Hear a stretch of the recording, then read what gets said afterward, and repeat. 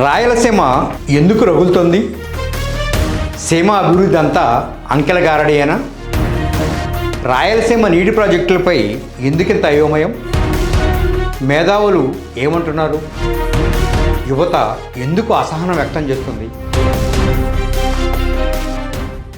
Hello, నమస్తే, welcome to the federal Andhra Pradesh. ఈవేళ రాయలసీమ మరోసారి వివిధ రకాల సమస్యలతోటి రగులుతోంది. మేధావులు మొదలు రాయలసీమ వాసుల వరకు పాలకుల తీరుపైన తీవ్రమైన అసహనం వ్యక్తం చేస్తున్నట్టుగా కనిపిస్తుంది. రాయలసీమని గ్రోత్ కారిడార్గా మారుస్తున్నామని, అలానే హార్టికల్చర్ హబ్గా మారుస్తున్నామని, కియా కార్లు, అలానే యుద్ధ విమానాలు వంటివి చాలా పెద్ద పెద్ద సంస్థలు వస్తున్నప్పటికీ కూడా యువతలో, ప్రత్యేకించి రాయలసీమ ఇంటలెక్చువల్ వర్గాల్లో చాలా తీవ్రమైన అసహనం ఎందుకు వ్యక్తమవుతుంది? వీటి పరిష్కార మార్గాలేంటి? అసలు నిజంగానే పాలకులు చెప్తున్న అభివృద్ధి అక్కడ అంకెల్లో కనిపిస్తుందా, లేదా నిజంగానే క్షేత్రస్థాయిలో కనిపిస్తుందా లేదా అనేది అంశాలను చర్చించడం కోసం ఈవేళ మనతో పాటు స్టూడియోలో ప్రొఫెసర్ వెంకటేష్ గారు మనతో ఉన్నారు.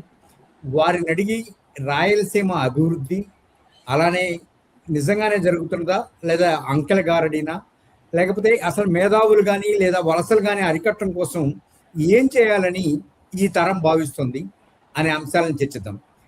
వెంకటేష్ గారు నమస్కారం. నమస్కారం. వెంకటేష్ గారు, మీరు రాయలసీమ వాసిగా రాయలసీమ ఇంటలెక్చువల్ ఫోరానికి కూడా ప్రాతినిధ్యం వహించిన వ్యక్తిగా నేను మిమ్మల్ని అడగాలనుకుంటున్నది ఏంటంటే, రాయలసీమకి అసలు ఏం కావాలంటారు? ఇప్పుడు జరుగుతున్న దాన్ని గ్రోత్ అనరా?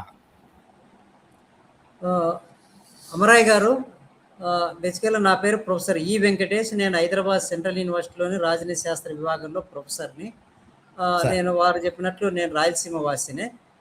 ఇప్పుడు మనం రాయలసీమ ప్రస్తుతం వెనుకబాటుతనాన్ని కానీ, లేదంటే రాయలసీమలో ఉన్నటువంటి ఒక సంక్షోభాన్ని కానీ, సమస్యలను కానీ, లేదంటే అభివృద్ధిని కానీ గురించి అర్థం చేసుకోవాలనుకున్నప్పుడు మనం కొంత దీన్ని లోతుగా వెళ్ళి పరిశీలించాల్సినటువంటి అవసరం ఉంది. ఎందుకంటే లేదంటే కేవలం ఇప్పుడు వచ్చేసి మనము సోషల్ మీడియాలోనో, ప్రింట్, ఎలక్ట్రానిక్ మీడియాలో చూస్తున్నటువంటిది, లేదంటే కొన్ని పత్రికా ప్రకటనలో వస్తున్నటువంటి వాటినే నిజమో, అది నిజంగా వచ్చేసి ఇవాళ రాయలసీమ అంతా కూడా ఒక గొప్ప పారిశ్రామిక కేంద్రంగానో, అభివృద్ధికి మారు పేరుగానో తయారైపోతుంది అనేటువంటిది ఒక రకమైనటువంటి దాన్ని అపోహనాల్లో, నిజమనాల్లో అది తేల్చాల్సినటువంటి అవసరం అయితే మన ముందు ఉన్నటువంటి ఒక కీలకమైన అంశము.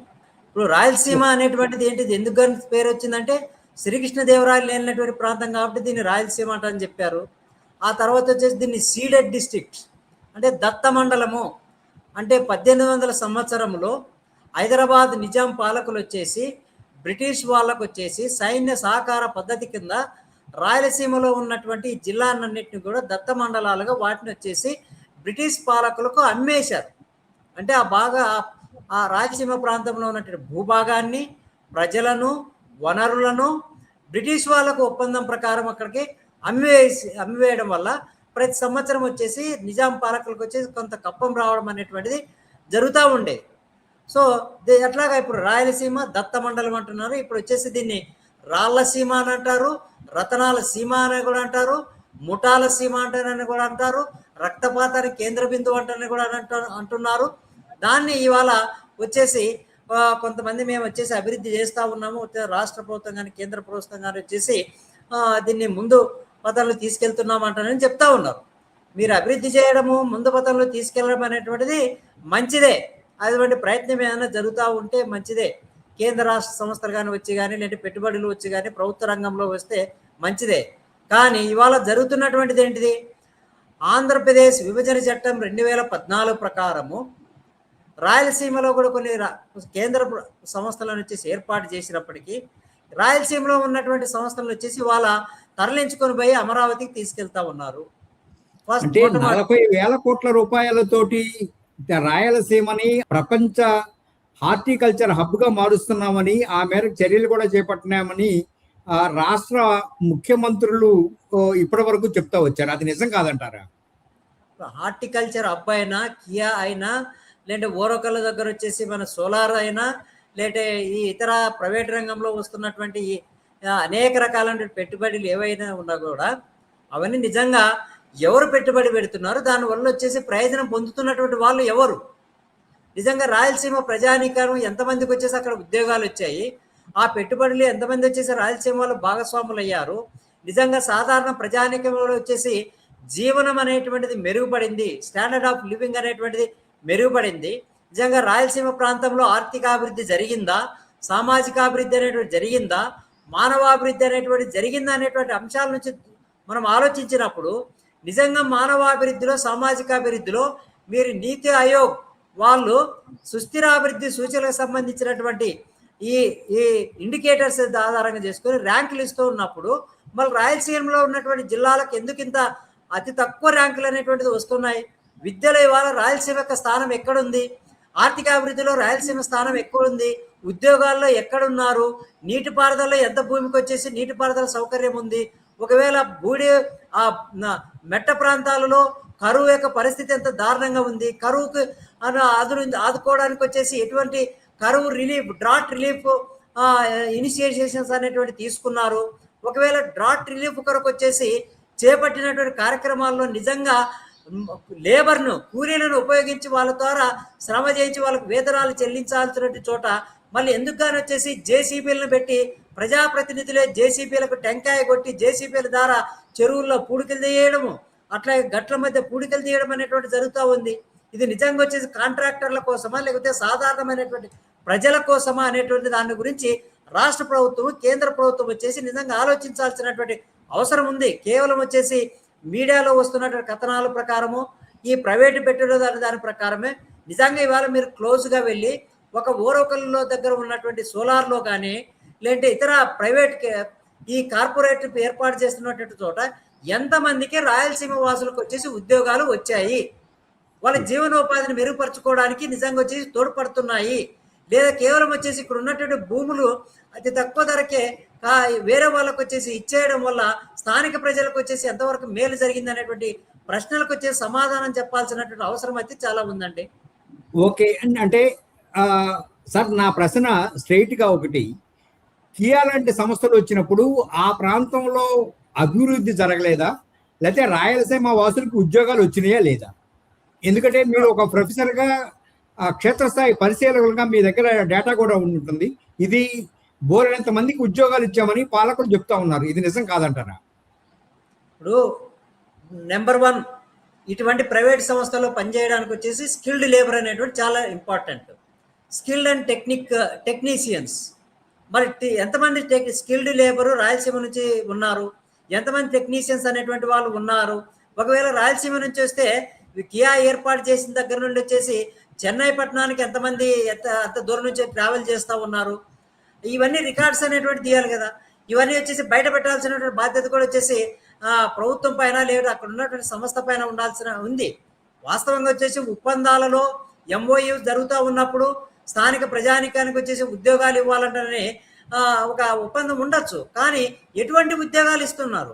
ఏ కేంద్ర ప్రభుత్వ సంస్థ అయినా, రాష్ట్ర ప్రభుత్వ సంస్థ అయినా, లేదంటే ప్రైవేట్ సంస్థ అనేటువంటిది వచ్చినప్పటికీ అక్కడ ఉన్నటువంటి చిన్న చిన్న ఉద్యోగాల మటుకే స్థానికులకు ఇచ్చినప్పటికీ కూడా పెద్ద పెద్ద కీలకమైనటువంటి నిర్ణయాలు తీసుకునేటువంటి చోట అటువంటి అన్ని ఉద్యోగాలన్నింటినీ కూడా బయట వాళ్ళకు అనేటువంటి ఇవ్వడం అనేటువంటిది జరుగుతూ ఉంది. అది ఒకటి. అయితే ఇప్పుడు కేవలము అక్కడ ఉన్నటువంటి భూములకు వచ్చేసి భూములు ఎవరు కొంటా ఉన్నారు? నిజంగా స్థానికంగా ఉన్నటువంటి చిన్న చిన్న రైతాంగము, మధ్యతరగతి, లేదంటే మార్జినలైజ్డ్ ఫార్మర్స్, 2-3 ఎకరాల పొలం ఉన్నటువంటి వాళ్ళు ఏమైనా రియల్ ఎస్టేట్ చేసుకొని పెద్ద పెద్ద బిల్డింగ్లు కట్టుకొని కోటాధీశ్వర్లు అయిపోతున్నారు అక్కడ ఏమైనా? నిజంగా ఆ పొలాలను వచ్చేసి ఎవరు కొంటూ ఉన్నారు? రియల్ ఎస్టేట్ ఎవరు చేస్తూ ఉన్నారు? ఈ విషయాన్ని మనం పరిశీలించినప్పుడు హైదరాబాద్ ఎయిర్పోర్ట్ దగ్గర ఒకనొకప్పుడు రియల్ ఎస్టేట్ భూమి వస్తుందంటే స్థానికంగా ఉన్నటువంటి చిన్న చిన్న రైతాంగం దగ్గర నుంచి కొన్నటువంటి భూములలో, అదే భూములలో ఇవాళ వచ్చేసి ఎవరైతే భూములను అమ్ముకున్నారో ఆ భూముల్లో వచ్చేసి ఆ భూములకు ఒకప్పుడు యజమానులుగా ఉన్నటువంటి వాళ్ళే ఇవాళ కూలీలుగా తయారైపోయినటువంటి పరిస్థితి ఉంది. సో ఆ విధంగా నిజానికి చెప్పాలంటే క్యాపిటల్ అనేటువంటిది వస్తూ ఉంది, ప్రైవేట్ క్యాపిటల్ అనేటువంటిది ఫ్లో అవుతుంది.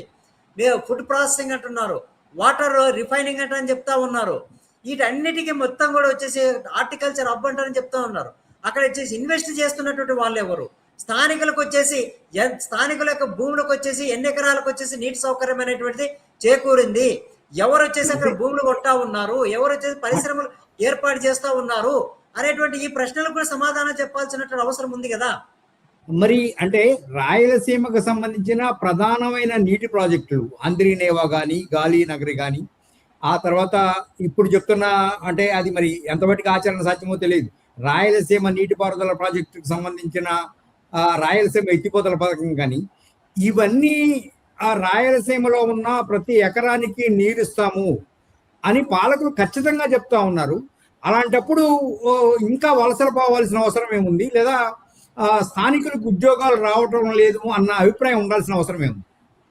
ఇప్పుడు ఈ మధ్య కాలంలోనే మీరు అనంతపురం జిల్లాకు సంబంధించి చీని పళ్ళు పెట్టుకున్నటువంటి రైతులు భూమిలో నీళ్లు లేక వచ్చేసి మాడిపోతున్నటువంటి సందర్భం, చీని చెట్లు మాడిపోతున్నటువంటి సందర్భాన్ని చూశారు. అట్లాగే పంటలకు కూడా వచ్చేసి ఇబ్బంది పడుతున్నటువంటి సందర్భం చూశాం. అట్లాగే పశ్చిమ కర్నూలు జిల్లాలో ప్రతి ఊర్లో కూడా 100కి 80% వచ్చేసి జనవరి నెల నుండి ఇప్పటి వరకు కూడా 80% మంది వచ్చేసి వలసలు వెళ్ళిపోయారు.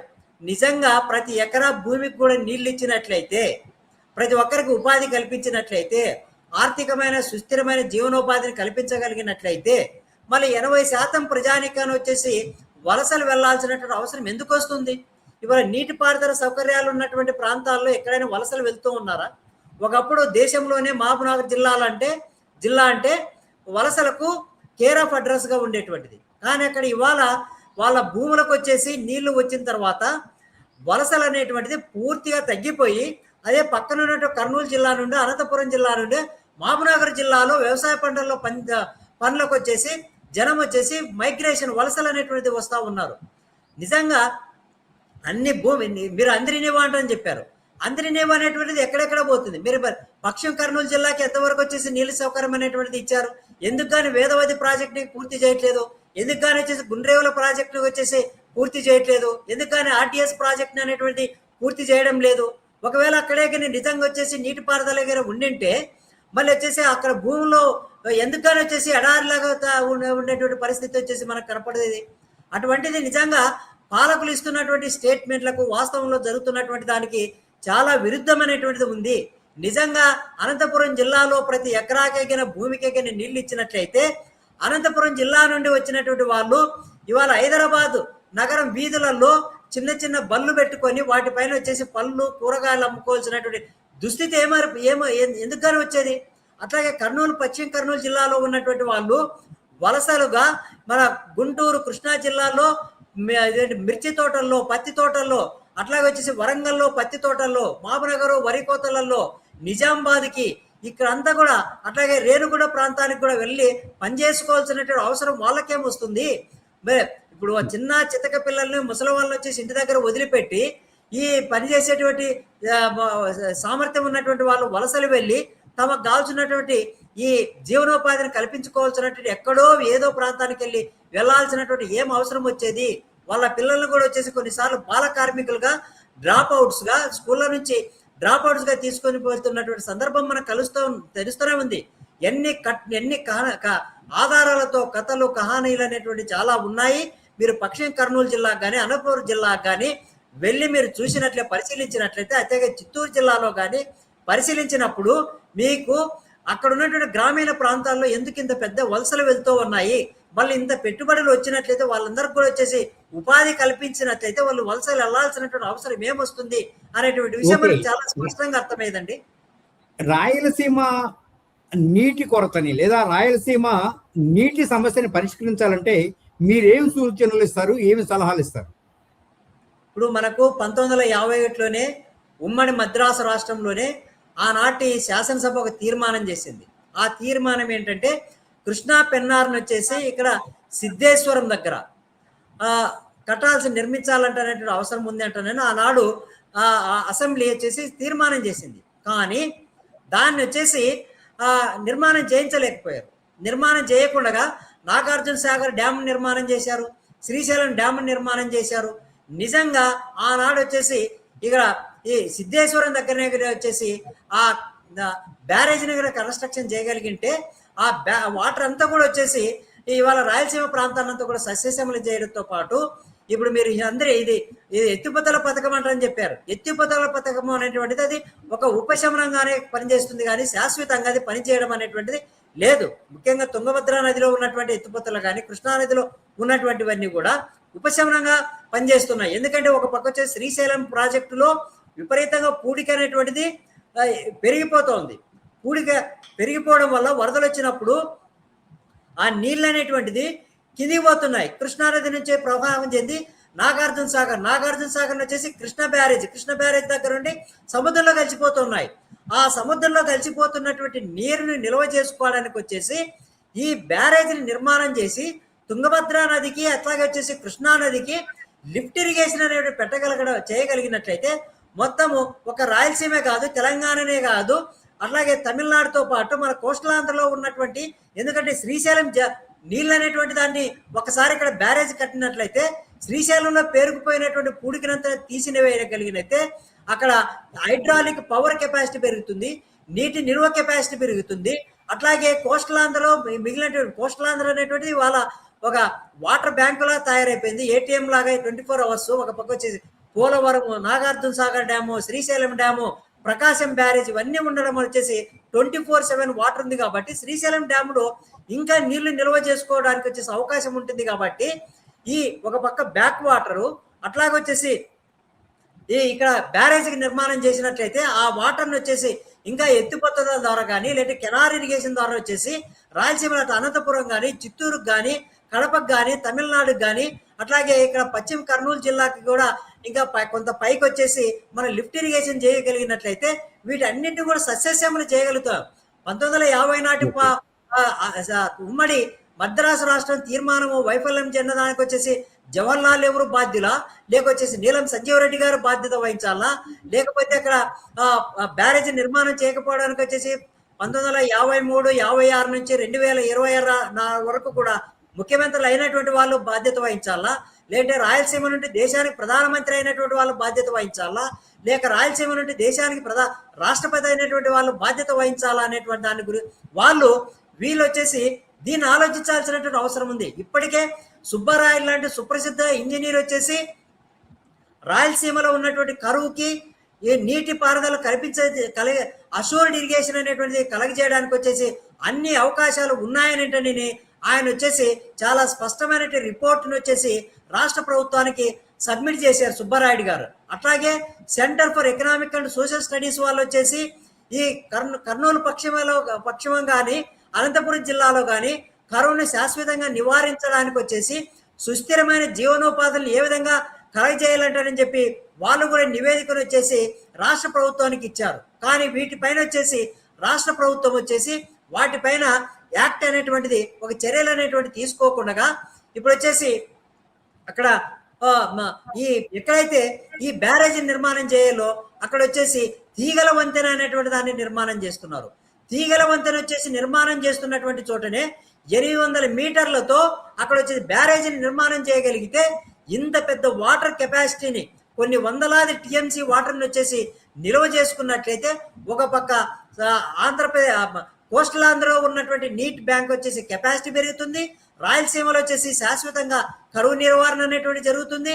అట్లాగే హైడ్రాలిక్ పవర్ ప్రాజెక్టుకి వచ్చేసి ఎలక్ట్రిసిటీ కెపాసిటీ అనేది పెరుగుతుంది.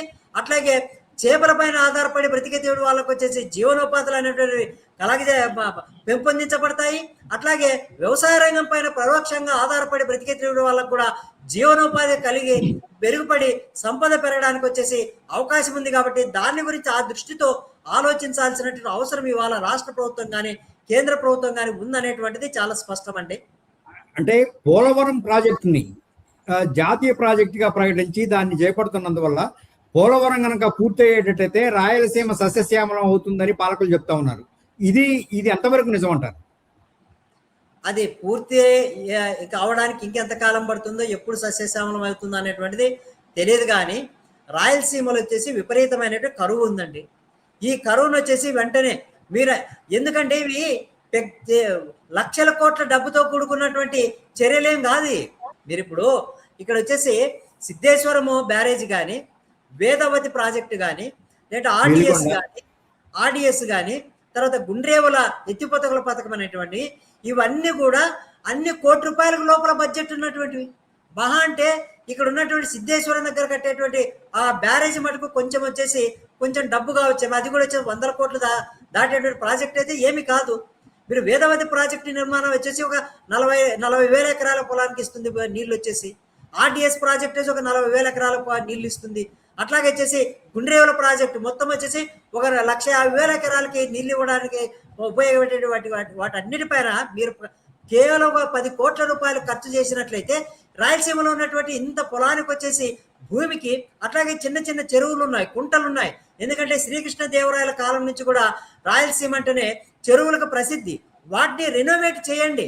నిజానికి చెప్పాలంటే ఇవాళ రాయలసీమలో ఈ కరువు ఉన్నటువంటి సందర్భంలో రాష్ట్ర ప్రభుత్వం వచ్చేసి జలధార అంటే కార్యక్రమాన్ని చేపడితే జలధారలో వచ్చేసి శ్రామికులకు వచ్చేసి పని కల్పించాల్సిన చోట దురదృష్టకరమైనటువంటి విషయం ఏంటంటే ఇవి జేసీబీలను పెట్టి జేసీబీలకు టెంకాయ కొట్టి చెరువుల్లో పూడికలు తీయించమనేటువంటి ప్రారంభిస్తున్నారండి. ఇవన్నీ ఆధారాలు నేను వచ్చేసి వేగంగా మాట్లాడుతున్నటువంటిది కాదు. ఇవాళ వచ్చేసి కేవలం వచ్చేసి సోషల్ మీడియాలో ఫోటోలు పెట్టుకోవడానికి, వీడియోలు పెట్టుకోవడానికి వచ్చేసి ఇటువంటి డ్రాట్ రిలీఫ్ కార్యక్రమాలు అనేవి జరుగుతున్నాయి. కానీ నిజంగా వచ్చేసి అక్కడ కార్మికులు ఎవరైతే ఉన్నారో, ఎవరికైతే ఇవాళ నిజంగా వచ్చేసి వాళ్ళ కడుపు నింపుకోవడానికి వచ్చేసి ఈ వేతనాలు కావాలనో, డ్రాట్ రిలీఫ్ వర్క్ అనేటువంటిది కావాలో అక్కడ జేసీబీలు పెడుతున్నారు. ఇది ఎంత విచిత్రమైనటువంటి విషయం. ఎంత ఒక పక్క కరువు తీవ్రత ఎంత విపరీతంగా ఉండగా, ఒక పక్క నీటి పారుదల కొరకు వచ్చేసి ప్రాజెక్టుల నిర్మాణాన్ని గురించి ఎవరు మాట్లాడట్లేదు. ఏ శాసనసభ్యుడు మాట్లాడట్లేదు, ఏ ప్రజాప్రతినిధి మాట్లాడటం లేదు, ప్రభుత్వ అధికారి దాని గురించి మాట్లాడడం లేదు, ఆమె కార్యక్రమాలు అమలు చేయడం లేదు. దాన్ని చేయకపోగా యంత్రాలను ఉపయోగించి కరువు కార్యక్రమాల్లో ఈ విషయాన్ని గురించి రాష్ట్ర పంచాయతీరాజ్ గ్రామీణాభివృద్ధి శాఖ మంత్రి వచ్చేసి పవన్ కళ్యాణ్ లాంటి వాళ్ళు వచ్చేసి ధ్యాస పెట్టి అక్కడ సోషల్ ఆడిట్ జరిపించి నిజంగా వచ్చేసి ప్రజలకు వచ్చేసి న్యాయం చేయాల్సినటువంటి అవసరం చాలా ఉందనేటువంటి దాన్ని మీ ద్వారా మీరనే తెలియజేయమంటారు నేను మీకు విజ్ఞప్తి చేస్తా ఉన్నానండి. ఓకే, అంటే పాలకులు చెప్తున్న అభివృద్ధి అంతా ఒట్టి బూటకం కింద మనం పరిగణించాలా, లేకపోతే ఇది ఒక అంకెలగారడిగా మనం భావించాలా? నేను సోషల్ మీడియాలో ఈ ఎమ్మెల్యేలు కానీ, లేదంటే వీళ్ళు పార్లమెంట్ సభ్యులు కానీ, ప్రభుత్వ అధికారులు కానీ పెట్టినటువంటి ఫోటోలను, వీడియోలను చూసిన తర్వాత ఎక్కడైతే వాళ్ళు ఏ గ్రామంలో అయితే వాళ్ళు వచ్చి వెళ్ళి వీళ్ళు ప్రారంభోత్సవాలు లేకపోతే ఇవన్నీ చేసి ఉంటారో, పనులు ప్రారంభించారో, అక్కడ వాళ్ళతో ప్రజలతో మాట్లాడినప్పుడు వచ్చేసి సంతృప్తికరమైనటువంటి సమాధానాలు రావడం లేదు. మాకు కావాల్సినటువంటి పని లభించడం లేదు, వేతనాలు లభించడం లేదు, ఇక్కడ వచ్చేసి యంత్రాలు పెడతా ఉన్నారు. డ్రాట్ రిలీఫ్ కరువు పనులలో వచ్చేసి యంత్రాలు పెట్టమని ఏ కార్యక్రమంలో చెప్పారో నాకేం అర్థం కావట్లేదు. నేను వచ్చేసి 10 ఏళ్ల పాటు 15 ఏళ్ల పాటు society for elimination of rural poverty, national institute of rural development పంచాయతీరాజ్లో పనిచేశాను. ఎక్కడ కూడా గ్రామీణాభివృద్ధి కార్యక్రమాల్లో వచ్చేసి జేసీబీలను, రోడ్ రోలర్స్ను ఉపయోగించి, ట్రాక్టర్లను ఉపయోగించి పనులు చేపట్టమంటే నేను ఏ కార్యక్రమంలో లేకపోగా ఇవాళ గత మార్చి, ఏప్రిల్ నెలలో జరుగుతున్నటువంటి ఈ పనులలో, కరువు పనులలో వచ్చేసి యంత్రాలను ఉపయోగించడం అనేటువంటి చాలా విచిత్రంగా రాయలసీమ ప్రాంతంలో జరుగుతుంది. దీన్ని గురించి వచ్చేసి ఏ పాలకులు పట్టించుకోవడం లేదు. దీనిపైన సోషల్ ఆడిట్ కూడా జరగాల్సినటువంటి అవసరం ఉంది. ఒక పక్క నేను ఇంతకుముందు చెప్పినట్లు నీటిపారుదల మెరుగుదలకు వచ్చేసి ప్రయత్నం చేయకపోగా ఉన్నటువంటి కంటి తుడుపు కార్యక్రమాల్లో కూడా వచ్చేసి ఈ యంత్రాలను ఉపయోగించి ఇవాళ వచ్చేసి రాయలసీమ ప్రాంతంలో ప్రజలకు కనీసమైనటువంటి బ్రతుకు తెరువు కూడా లేకుండా చేస్తున్నటువంటి మళ్ళీ వీళ్ళని వచ్చేసి ఏమనాల్లో మళ్ళీ ఏ విధంగా వచ్చేసి వీళ్ళని, ఎందుకంటే ఒక సీరియస్గా మాట్లాడితే మీరు సోషల్ మీడియాలో మాట్లాడంటారే, కేసులు అంటారే, ఒక పక్క బెంబేలు ఎత్తిస్తూ ఉన్నారు. ప్రజలకు అందిస్తున్న కార్యక్రమాలు అందడం లేదు, వాస్తవంలో చేరడం లేదు. ప్రభుత్వం వచ్చేసి లక్షల వేల కోట్లు కేటాయిస్తున్నా ఒక పక్క చెప్తా ఉన్నారు. మళ్ళీ పాలకులకు ఎటువంటి ఫీడ్బ్యాక్ వస్తుందో అర్థం కానటువంటి పరిస్థితి. మరి ఇటువంటి పరిస్థితుల్లో మేధావులు కానీ, లేదా సామాజిక కార్యకర్తలు కానీ, మీడియా వాళ్ళు కానీ చూస్తూ ఏం మాట్లాడాలో, ఏం చేయాలో అనేటువంటిది మనకు అర్థం కానటువంటి పరిస్థితి. నిజంగా మీరు సోషల్ మీడియాలో ఉన్న మొత్తం అభివృద్ధి అంతా కూడా సోషల్ మీడియాలో జరుగుతున్నట్లు కనపడుతుంది. కానీ వాస్తవంగా ప్రజల ముందు, గ్రామీణ ప్రాంతాలలో నిరుపేద ప్రజలకు వచ్చేసి నిజంగా అది ఎంతవరకు చేరుతుందో అనేటువంటిదే దాన్ని వచ్చేసి పాలకులు పట్టించుకొని ఆల్సినట్టు అవసరం ఉంది. దాని గురించి ఆలోచించాల్సినట్టు అవసరం అయితే తప్పనిసరిగా ఉందండి. ఓకే, రాయలసీమకు చెందిన వాళ్ళే చాలా ఎక్కువ కాలం ముఖ్యమంత్రులుగా పనిచేశారు. ఇవాళకి కూడా ఒక రాయలసీమకు చెందిన ఆయన ముఖ్యమంత్రిగాను, ఇంకొక నాయకుడు ప్రతిపక్ష నాయకుడుగాను ఉన్నారు. వీళ్ళందరికీ అంటే రాయలసీమ సమస్యలు పట్టలేదంటారా? లేకపోతే వీళ్ళందరూ చూపించే గ్రోత్ వేరు, మనం దాన్ని ఎలా అర్థం చేసుకోవాలంటారు ఈ కాంట్రాస్ట్? మీరు చాలా విలువైనటువంటి ప్రశ్న అడిగారు అమరయ్య గారు. ఎందుకంటే మేము పాత రాయలసీమ జిల్లాలను చూసుకున్నట్లయితే ప్రతి జిల్లా నుండి కూడా 2 ముఖ్యమంత్రులు అయ్యారు. ఓకే, అనంతపురం నుండి నీలం సంజీవ్ రెడ్డి అయ్యారు, ఎన్టీ రామారావు గారు అయ్యారు. కర్నూలు జిల్లా నుంచి కోట్ల విజయభాస్కర్ రెడ్డి అయ్యారు, దామోదర సంజీవయ్య గారు అయ్యారు. కడప నుండి వైఎస్ రాజశేఖర రెడ్డి గారు అయ్యారు, అట్లాగే వైఎస్ జగన్ అయ్యారు. మనకు చిత్తూరు జిల్లా నుండి తీసుకున్నప్పుడు చంద్రబాబు నాయుడు గారు అయ్యారు, కిరణ్ కుమార్ రెడ్డి గారు ముఖ్యమంత్రి అయ్యారు. అట్లాగే పివి నరసింహారావు దేశానికి ప్రధానమంత్రిగా నంద్యాల పార్లమెంటు నియోజకవర్గం నుండి ఎన్నికయ్యారు. నీల సంజీవరెడ్డి గారు వచ్చేసి దేశానికి రాష్ట్రపతి రాయలసీమ నుంచి అయినటువంటి వాళ్ళు ఉన్నారు. ఇప్పుడున్న గతంలో ఉన్నటువంటి ఎమ్మెల్యేలు కానీ ఇప్పుడున్నటువంటి ఎమ్మెల్యేలు కానీ వాళ్ళు రాయలసీమ గురించి మాట్లాడితే కోస్టాంధ్ర నుంచి మా అధికారానికి ఏమైపోతుందో అంటే భయపడుతున్నారా కానీ రాయలసీమ ప్రజల నుంచి వాళ్ళకి ఏమాత్రం భయం అనేటువంటిది లేదు. రాయలసీమ ప్రజానికానికి ఇక్కడ ఉన్నటువంటి ఓట్లను కానీ సీట్లను కానీ ప్రజాప్రతినిధులను కానీ వీళ్ళందరినీ కూడా ప్రభుత్వ అధికారులు కూడా టేకన్ ఫర్ గ్రాంటెడ్. రాయలసీమకి మీరు చేసినా చేయకపోయినా పెద్ద ఫరక్ పడేది లేదు. అక్కడ వాళ్ళు వచ్చేసి అడిగేది లేదు. అక్కడ వచ్చేసి ఫ్యాక్షన్ నేత వచ్చేసి ఏం చెప్తే అదే శాసనంగా చెల్లుబాటు అవుతుంది. కాబట్టి ప్రజలకు వచ్చేసి అంత స్వేచ్ఛ లేదు అనేటువంటి అంశాన్ని టేకన్ ఫర్ గ్రాంటెడ్గా తీసుకోవడం అనేటువంటిది జరుగుతుంది. అందుకని వచ్చేసి రాజ్యాంగబద్ధంగా రాయలసీమ ప్రాంతానికి రావాల్సినటువంటి వాటా దక్కడం అనేటువంటిది లేదు. మీరు ఒక రకంగా చూసినట్లయితే కృష్ణా నది, తుంగభద్ర నది రాయలసీమలోనే ప్రవహిస్తున్నవి. అట్లాగే అనంతపురంలో పాపాగ్ని రివర్ అనేటువంటిది ప్రవహిస్తుంది. రాయలసీమలోనే మీకు వచ్చేసి ఎర్రచందనం ఉంది, రాయలసీమ గ్రానైట్ ఉంది, రాయలసీమలో ఐరన్ ఓర్ ఉంది, రాయలసీమలో బంగారు నిక్షేపాలు ఉన్నాయి, రాయలసీమ నల్లమల అడవుల్లో వచ్చేసి వజ్రాలు ఉన్నట్లు జియోలాజికల్ సర్వే ఆఫ్ ఇండియా వాళ్ళు తేల్చి చెప్పారు. ఇన్ని ప్రకృతి వనరులు ఉన్నప్పటికీ ఇక్కడ వచ్చేసి మళ్ళీ మానవ వనరులు ఇంత వెనుకబాటుతనం అనేటువంటిది ఎందుకుంది? మళ్ళీ ఎవరు కొల్లగొట్టబోతున్నారు? నల్లమల అడవిని వచ్చేసి ఎవరు కొల్లగొట్టబోతున్నారు? ఇక్కడ ఎర్రచందనాన్ని ఎవరు కొల్లగొట్టకపోతున్నారు? ఐరన్ ఓర్ ఏమైపోతుంది? బాక్సైట్ ఏమైపోతుంది? ఈ గ్రానైట్ అంతా ఏమైపోతుంది? రేపు ఇప్పుడు వచ్చేసి జొన్నగిరి గోల్డ్ ఫీల్డ్ వచ్చేసింది. మళ్ళీ దాన్ని వచ్చేసి అదే గవర్నమెంట్ కంట్రోల్ నియంత్రణలో కాదు, దానికి వచ్చి కార్పొరేట్లకు ఇచ్చారు. రేపు వజ్రాల తవ్వకాల గురించి నల్లమల ఫారెస్ట్లు చేస్తే అది ఎవరికి వెళ్ళిపోతుంది? అంటే మనకు ఒక సామెత ఉంది, భారతదేశం పేద ప్రజలున్న సంపన్న దేశం అంటూనే ఎప్పటి నుంచో మనము టెక్స్ట్ బుక్ లో చదువుకుంటున్నాం. కానీ రాయలసీమలో వచ్చేసి ఇంత ప్రకృతి సంపద ఉంది, వనరులు ఉన్నాయి, మనుషులు ఉన్నారు, మరి భూమి ఉంది. కానీ ఇక్కడ భూముల్లో పంటలు పండించుకోవడానికి నీళ్లు ఉండవు, జనానికి వచ్చేసి తిండి ఉండదు, జనం వచ్చేసి వలసపోతూ ఉంటారు, జనానికి చదువులు ఉండదు, జనానికి వచ్చేసి ఉద్యోగాలు ఉండదు, నైపుణ్యం ఉండదు. మరి కోట్లాది లక్షల కోట్లు వేల కోట్లు ఖర్చు చేస్తూనే ఉన్నామంటే మనకు పత్రికా ప్రకటనలో ఉంటుంది, మీడియాలో ఉంటుంది, ప్రభుత్వ స్టాటిస్టిక్స్ లో ఉంటుంది. మళ్ళీ వాస్తవంగా ఏం జరుగుతుందో అనేటువంటి దానికి విరుద్ధంగా ఇవన్నీ కూడా కనపడుతున్నటువంటిదే. అట్లాగే ఎవరో మా లాంటి వాళ్ళు నేరుగా బయటకు వచ్చినటువంటి వాళ్ళు మాట్లాడుతున్నాం. మాకెందుకంటే ఏదో AP residential degree college Nagarjuna Sagar లోనో జవహర్లాల్ నెహ్రూ యూనివర్సిటీలోనో చదువుకొని హైదరాబాద్ సెంట్రల్ యూనివర్సిటీ లాంటి చోట వర్క్ చేసే అవకాశం వచ్చింది కాబట్టి కొంచెం ఆలోచిస్తున్నాం ఉన్నాం. కాబట్టి మేము ఈ స్టాటిస్టిక్స్ డేటాను గురించి బయటికి తీస్తూ ఉన్నాం. కాబట్టి ఇక్కడ జరుగుతున్న అన్యాయం ఏంటంటే దాని గురించి మాట్లాడగలుగుతున్నాం. కానీ నిత్యానికి అత్యంత ఎక్కువైనటువంటి ప్రజానికము ఎక్కడ వాళ్ళకు వాయిస్ అనేటువంటిది లేదు. ఎందుకంటే కడుపు మాడుతూ ఉంది, ఆకలిగా ఉన్నటువంటి జనము వీటిని గురించి జరుగుతున్నటువంటి అన్యాయాన్ని గురించి పట్టించుకునేటువంటి అవకాశం ఏదైతే కనిపించడం లేదండి. ఓకే, అంటే రాయలసీమ సమస్యలకి మీరు సూచించే పరిష్కార మార్గాలు ఏంటంట?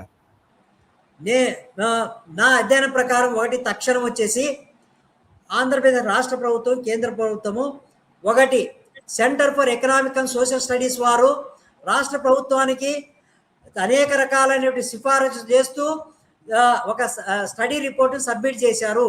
ఆ సబ్మిట్ చేసినటువంటి సెస్ రిపోర్ట్ లో ఉన్నటువంటి రికమెండేషన్స్ అన్నింటినీ కూడా తూచా తప్పకుండా వెంటనే అమలు చేయాలి. 2, Vedavati project, Gundrevula project, RDS ప్రాజెక్టుల నిర్మాణాన్ని వచ్చేసి వెంటనే చేపట్టాలి. 3 వచ్చేసి సిద్ధేశ్వరం దగ్గర వచ్చేసి అలుగు నిర్మాణం చేపట్టాలి. 4 కరువు పనులలో వచ్చేసి యంత్రాల ఉపయోగాన్ని పక్కన పెట్టి శ్రామికులకు కూలి చేసుకున్నటువంటి వాళ్ళకు లేబర్కి వచ్చేసి వాళ్ళకు వేతనం ఇచ్చే విధంగా వాళ్ళకు ఏర్పాట్లు చేసి వలసలను నిరోధించాలి. అట్లాగే వచ్చేసి విద్యా అవకాశాలను మెరుగుపరచడానికి వచ్చేసి ప్రత్యేకమైనటువంటి శ్రద్ధ కనపరిచి అనేక పాఠశాలను ఏర్పాటు చేయాలి, కళాశాలను ఏర్పాటు చేయాలి. స్కిల్ని పెంపొందించడానికి వచ్చేసి టెక్నికల్ ఇన్స్టిట్యూషన్స్ ఏర్పాటు చేయాలి.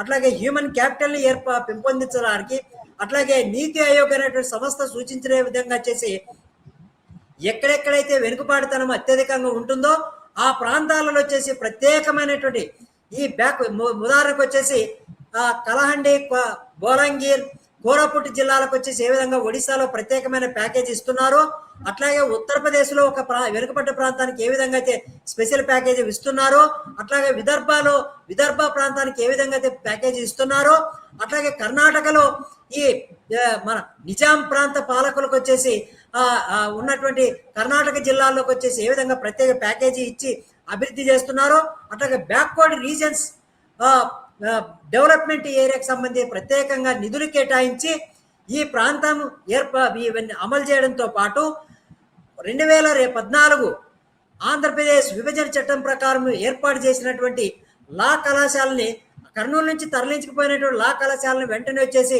కర్నూలుకి తీసుకురావాలి.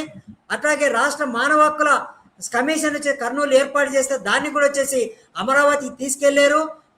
రాష్ట్ర మానవ హక్కుల కమిషన్ కూడా కర్నూలుకి తీసుకురావాలి. అట్లాగే ఇతర రాయలసీమ జిల్లాల నుంచి తరలించకపోయినటువంటి కేంద్ర రాష్ట్ర సంస్థలన్నింటినీ కూడా మళ్ళీ వెంటనే తక్షణంగా ఇవాళ మళ్ళీ రాయలసీమ జిల్లాలోనే ఏర్పాటు చేసే విధంగా, అంటే ప్రపోర్షనేట్ గా మనకు వచ్చేసి జస్టిస్ శ్రీకృష్ణ కమిటీ ప్రకారం వచ్చేసి 245 కేంద్ర రాష్ట్ర ప్రభుత్వ సంస్థలను హైదరాబాద్ లోనే ఏర్పాటు చేసి ఒక కేంద్రీకృతమైనటువంటి రాజధాని ఏర్పాటు చేయడం వల్ల రాష్ట్ర విభజన జరిగింది. అది మొత్తము ఆ విధంగా ఒకే చోట కేంద్ర రాష్ట్ర ప్రభుత్వ సంస్థలన్నింటినీ కూడా ఒకే చోట కేంద్రీకృతం చేస్తే హైదరాబాద్ నుంచి మనకు జరిగినటువంటి గుణపాఠాన్ని నేర్చుకోవాల్సినటువంటి అవసరం ఉంది. కాబట్టి మీరు మొత్తము ఒకే చోట కేంద్రీకృతం చేస్తే మిగిలిన ప్రాంతాల యొక్క ప్రజల యొక్క మనోభావాలు ఏ విధంగా ఉంటాయి, వాళ్ళ యొక్క అభివృద్ధి, సామాజిక అభివృద్ధి ఏ విధంగా ఉంటుంది అనేటువంటి విషయాన్ని ఒకసారి ఆలోచించాల్సినటువంటి అవసరం ఉంది. తక్షణమే ఇక్కడ హైకోర్టును ఏ విధంగా అయితే ఏర్పాటు చేస్తామో దాన్ని ఏర్పాటు చేయాల్సిన అవసరం ఉంది. ఇతర సంస్థలను కూడా ఏర్పాటు చేసి రాయలసీమ అట్లాగే ఉత్తరాంధ్ర కూడా ఆంధ్రప్రదేశ్లో అంతర్భాగము అనేటువంటి విషయాన్ని ఆ రాష్ట్ర ప్రజలలో, ఆ ప్రాంత ప్రజలు వచ్చేసి కలిగించాల్సిన ఒక భావనను తెలుగు వాళ్ళమంతా, ఇప్పుడు మిగిలినటువంటి తెలుగు వాళ్ళమందరూ కూడా ఒకే ఆంధ్రప్రదేశ్ రాష్ట్రానికి చెందినటువంటి వాళ్ళం అనేటువంటి బలమైన భావన కల్పించాలంటే ఈ చర్యలన్నింటినీ కూడా కేంద్ర రాష్ట్ర ప్రభుత్వాలు తక్షణమే చేపట్టి ప్రభుత్వ అధికారుల పైన వెంటనే ఒత్తిడి తీసుకొచ్చి వాటిని అమలు చేయించి ఎవరైతే నిజంగా డిజర్వ్ అవుతారో అటువంటి ప్రజలకు చేరే విధంగా చర్యలు తక్షణమే చేపట్టాల్సినటువంటి అవసరం ఉంది. అప్పుడే రాయలసీమలో ఉన్నటువంటి కరువును, వెనుకబాటుతనాన్ని కొంతవరకు మనం తగ్గించవచ్చండి.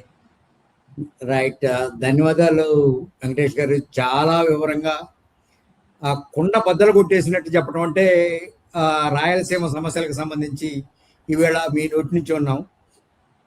చాలా అద్భుతమైన విశ్లేషణ చేశారు. రాయలసీమ అభివృద్ధి అంటే కేవలం మాటలతో సరిపోదు, అది ఆచరణలో చూపించినప్పుడు మాత్రమే రాయలసీమ అభివృద్ధి చెందినట్టు. లేకపోతే ఇది మరోసారి నీళ్లు, నిధులు, నియామకాలు అని తెలంగాణలో ఏ తరహా అయితే సమస్య వచ్చిందో అదే సమస్య మళ్ళా రాయలసీమ కూడా రావచ్చు అనే ఒక సంకేతాన్ని కూడా మీరు మీ అభిప్రాయం ద్వారా వ్యక్తం చేశారు. అట్లనే రాయలసీమ పరిష్కారానికి, రాయలసీమ సమస్యల పరిష్కారానికి నీటి ఆవశ్యకతని, నీటి పారుదల పెంపుని చాలా బ్రహ్మాండంగా వివరించారు. అలాగే సమగ్ర అభివృద్ధి లేదా సమతుల అభివృద్ధికి సంబంధించి అంకెలు సంఖ్యలతోటి కాకుండా ఊరిక మాటలు చెప్పి సరిపుచ్చడం కాకుండా అది ఆచరణలో చూపించినప్పుడు మాత్రమే రాయలసీమ ప్రజలు బాగుపడతారని మీరు మీ స్పష్టంగా చెప్పినందుకు మీకు ధన్యవాదాలు చెప్తూ ఈ చర్చలో ఇంత అద్భుతమైన సూచనల సలహాలు ఇచ్చిన మీకు మరోసారి ధన్యవాదాలు చెప్తూ మరో ముఖ్యమైన అంశంతో మరోసారి కలుద్దాం. Thank you very much. Thank you sir.